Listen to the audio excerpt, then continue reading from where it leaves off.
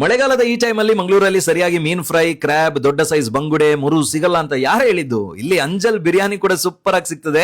ಹೇಗಿದೆ ಈ ಮಂಗಳೂರಿನ ಮೀನ್ ಹೋಟೆಲ್? ನೀವೇ ನೋಡಿ. ಫ್ಯಾಮಿಲಿ ಅಂಡ್ ಫ್ರೆಂಡ್ಸ್ ಗೆ ಈಗಲೇ ಹೇಳಿ ಬಲೆ ಪೋಯ್ ಅಂತ ಕರ್ಕೊಂಡೋಗಿ ಸೇವ್ ಮಾಡಿ. ಮೀನ್ ಊಟದ ಸೂಪರ್ ಹೋಟೆಲ್ ಇವತ್ತಿನ ಸಜೆಷನ್. ನಮಸ್ಕಾರ ಮಂಗಳೂರು.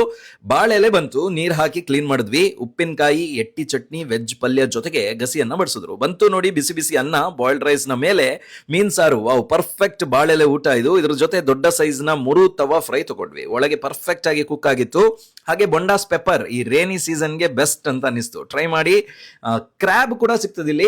ಕ್ರ್ಯಾಬ್ ಉಂಟು ಅಂತ ಆ ದಿವಸ ಹೇಳಿದ್ರು, ಹಾಗಾಗಿ ನಾವು ಕ್ರ್ಯಾಬ್ ಗೀ ರೋಸ್ಟ್ ತಗೊಂಡ್ವಿ. ಈ ಸೀಸನ್ ನಲ್ಲೂ ಸಿಗುತ್ತಲ್ವಾ ಅಂತ ಹೇಳಿ ತುಂಬಾ ಖುಷಿ ಆಯ್ತು.